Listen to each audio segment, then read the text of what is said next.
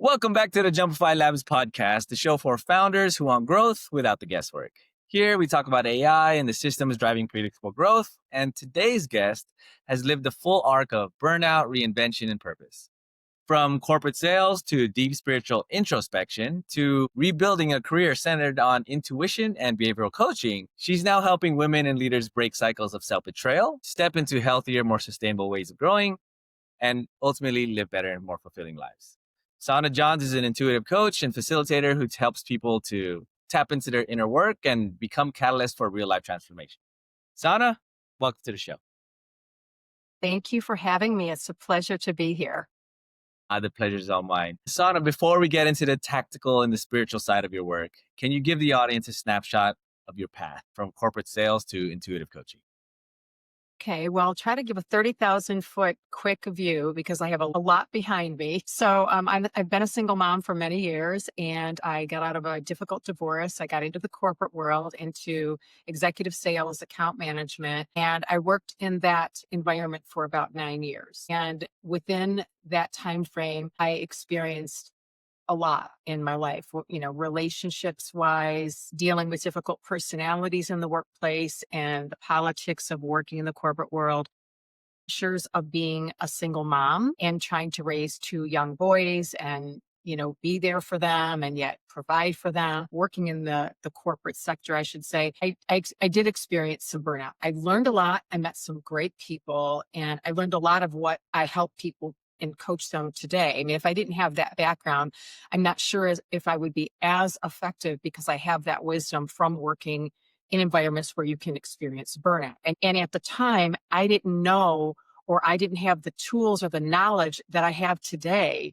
Everything that I've learned with my coaching and all of my life experiences, I didn't know these tools back in the day. And had I known them, maybe, things would have worked out differently, because I did end up resigning from that job, that career. I didn't have that knowledge back then. So that's why I feel like it's so valuable to have these processes, tips, tools, ways to handle difficult situations and people in life, because it's so uncertain. And if we don't have those skills in our back pocket, it starts to affect our well-being and our health. And yeah, burnout is one of those things where you don't realize it's coming, but once you're there, it's super hard to get out of, right? So burnout was a major catalyst. How did that actually show up for you in real life? That's a really powerful question, because it showed up for me in my health and in my body. So I could feel it. I could feel the stress. I could feel the stress taking over my body, feeling scattered, not really present, being pulled in different directions. And I just wasn't feeling well. And our bodies really do speak to us. It's just that we have to listen. We have to step back and pause and listen to what our body's telling us. Many of us, I should say, turn to, overdoing this or overdoing that, whether it's, like escaping in some way, shape, or form, and not really listening to what our body's truly trying to tell us. So for me, it showed up in my health. And now you've built this unique ability to read people and guide them through some of these challenges, burnout being one of them. When did that skill first start showing up for you? I think I've always had that skill, but I do feel that my experiences in life via relationships, patterns, dysfunctional relationships, the workplace, and everything that comes with that, all of that led me to where I am now. So it's actually enhanced my ability to really be able to understand those who I'm working with, because I've been there in some way, shape, or form. And I am a true believer that, if you're a coach, a therapist, a mentor, whatever you are, it's imperative. This is my opinion. It is imperative to have lived these experiences, at least some of them, and be able to overcome them, because that is where the real wisdom comes from. And it's from that wisdom that our body remembers. And then we're able to guide people, because we're like, yes, we've been there. It's almost like this inner knowing. Yeah. And people are coming to you now for clarity, for self-integration. What do you think makes your approach resonate with so many women in leadership? I think a lot of it's energy. I think a lot of it is, people that come to me to work together, because I don't do like mass marketings or anything like that.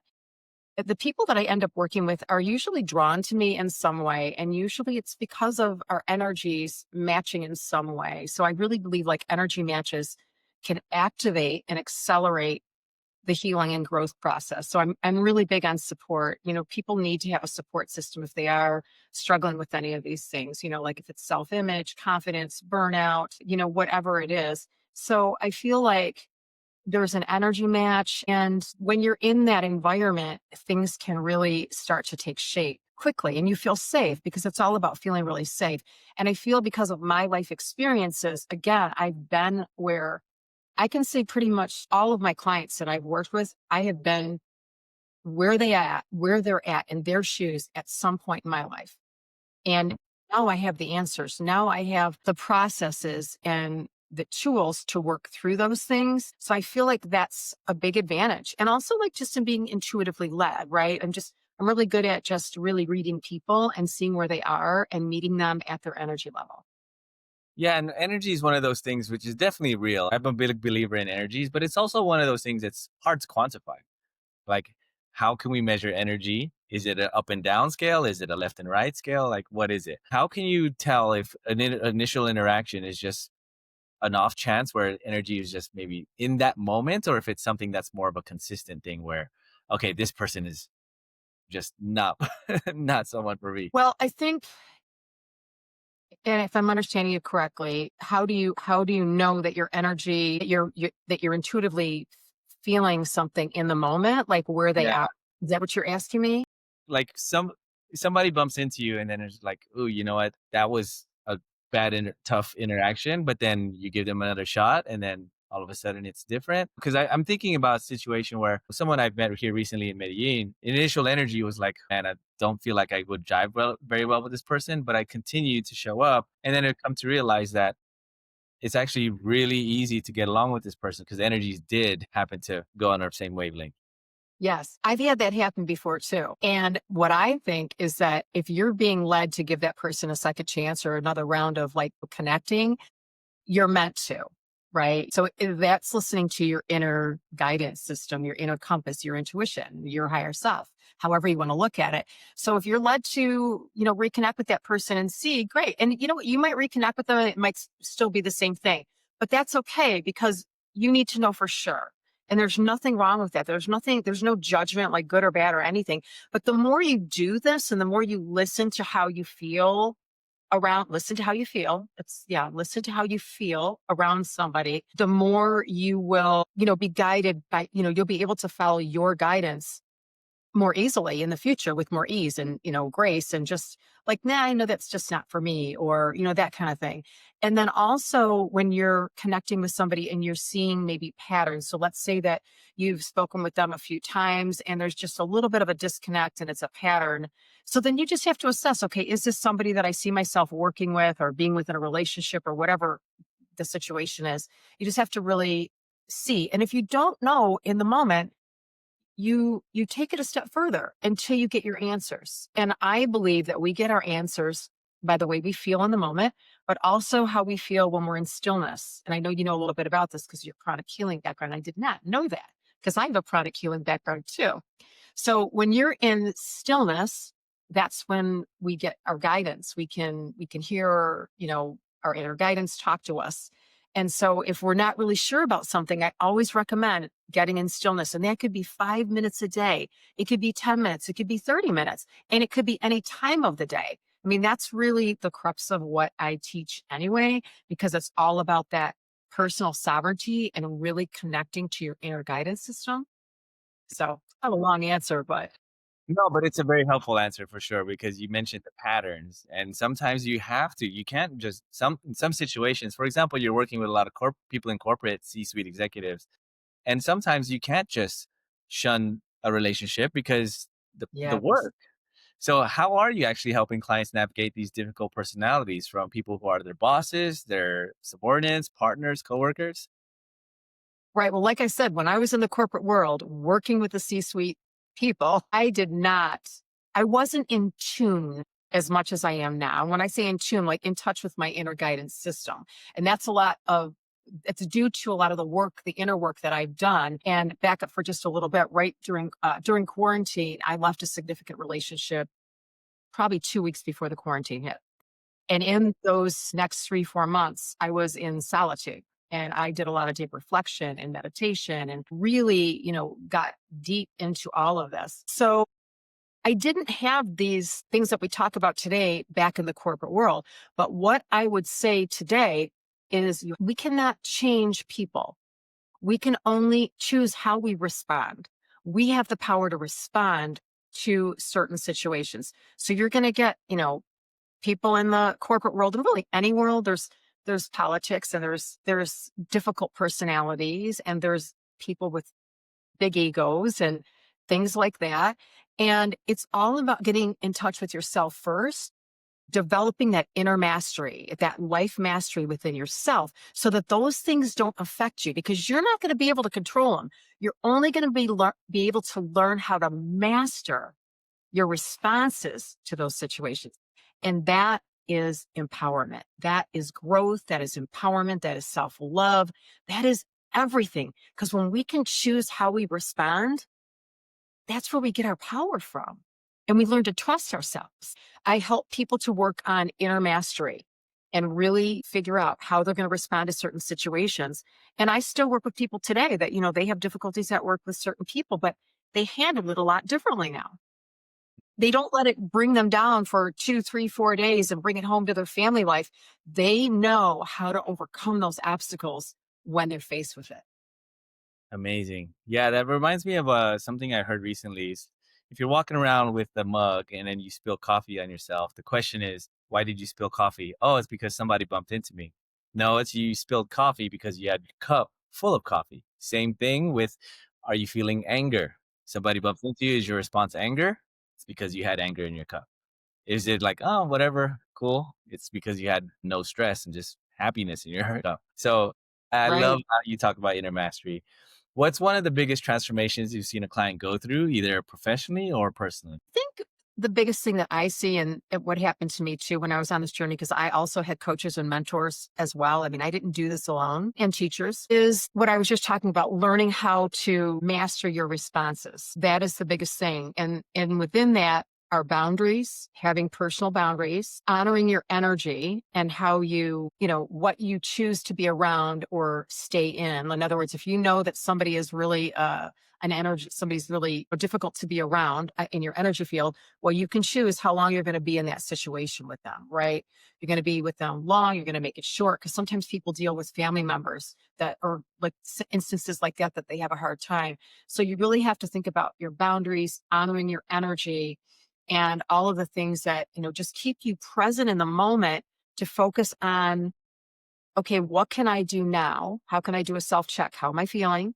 Why is this triggering me? What can I do? And maybe you can't think of that right there in the minute, but a lot of times you can when you really get to like master this. You just choose how to respond so that you don't regret it after. So that however you respond in the moment, and a lot of it's just choosing to walk away or finding a way to get out of the situation and not get engaged in a conversation that's going to drain your power. So it's about not allowing people and energy to consume you and you taking control of your energy and what you want to engage in. So like taking back your power, not allowing emotions to control you, but you controlling your emotions. Remind yourself who's boss, not my emotions, myself. The way we do that, it's really simple, is you have to pause. You have to step back and be present in the minute, the moment, the seconds. Pause, take a breath, and then think about how you want to respond or if you want to respond.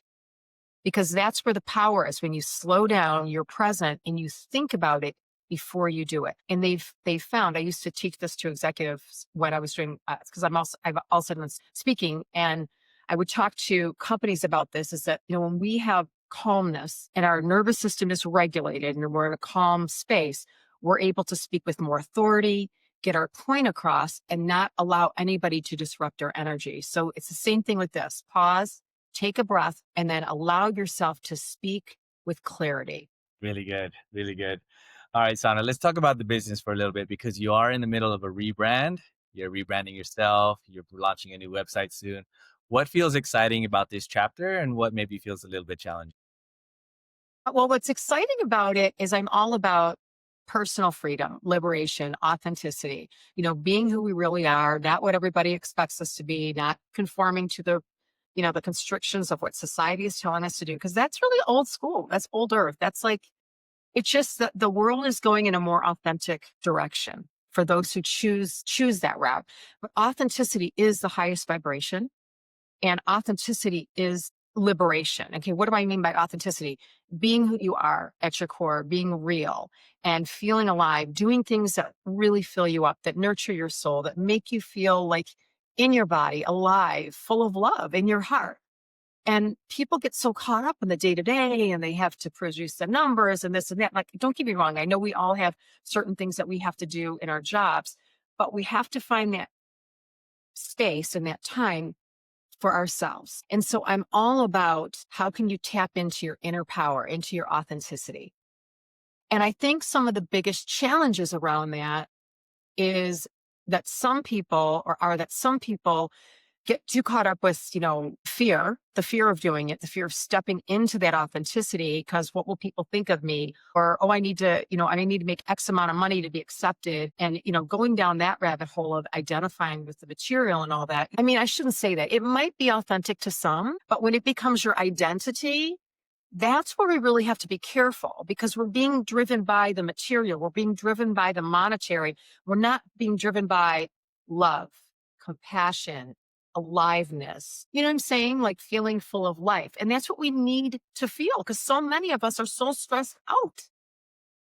So that's the big challenge is getting people to know that they're accepting of taking time out for themselves on a daily basis or, looking forward to something on the weekend that they do for themselves because there's so many people out there people pleasing and trying to be everything to everybody. And we can't do that. We can't do that until we show up for ourselves. We have to show up for ourselves first before we can truly love and show up for anybody else and our jobs and our careers. It all goes hand in hand. Yeah, absolutely. We often forget, especially as we're building business, we often just so committed to the end goal where at the end of the day, we forget the person driving to get to the end goal is still ourselves. So no matter what, we have to take care of ourselves. And when we don't, we find ourselves in those positions where we're burnt out. We don't even want to do the work anymore. And it's actually so much more damaging in the long run. Okay. What's the biggest barrier you're seeing in getting people to commit to longer term work with you? As in, like, how are you getting to reach more people and have people to actually realize that something like this is important?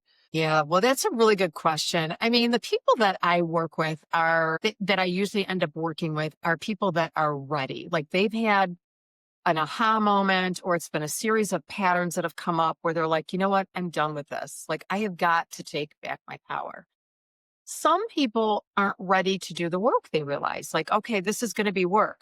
But what they don't realize, they don't see the other side of it, like the other side of feeling more empowered and feeling more self-love than you've ever felt in your life. And so I try to talk about the benefits of how you're going to feel. There's still going to be some people that I don't know if I really want to dig that deep because, I do a little bit of inner child work too, but I don't focus a lot on it. I do feel like our inner family systems are very important to a lot of what's transpired in our life and our behaviors and our thoughts, who we choose as partners, what we do in our life. But I don't feel that we need to stay there for long. Now, obviously, there are variables and there are some people that have a lot more on their plate and they may need to dig deeper and work with a therapist in that area. But for the most part, a lot of the traumas that most of us have gone through are similar to the next person, maybe slightly different, but there's a lot of similarities and it's the same ways to kind of get through them. And a lot of it is obviously, talking through it, releasing it, understanding why you've made choices that you had or you've done or something like, things like that, but not staying focused there. It's about in the present moment now. How can we regulate our nervous system now? How can we become empowered now? And how do we want to feel moving forward? I think that's a long-winded answer, but most people, they don't realize the transformation that can occur. Now, when I work with people, I just started working with somebody a while ago and she was like, I feel like so much lighter. that I've worked with you. Like I feel like activated. And see, that's what it's all about. It's working with a coach or a mentor or some kind of support system where you can actually feel encouraged, supported, and empowered. It's the benefits of it. So I think that's the hardest part is just letting them know that they can do this. You can overcome any obstacles. I mean, I've seen so much and I've endured a lot too, a lot of stuff that I don't really even talk about. And I look back and I think, wow, because I always tell people when you don't think you can do something, think about the wisdom that you have and how you did get through that and use that as your power and know that you can take that to another level because our wisdom is our power. Yeah, you tap into your power, your Yeah. wisdom with your power. All right. Well, for someone who is ready, so they're listening to us speak right now. They're thinking, you know what, I need to explore that. What's the best way for them to actually connect with you? Since I know the website is on a little bit of an overhaul, what's the best way to just reach out and talk?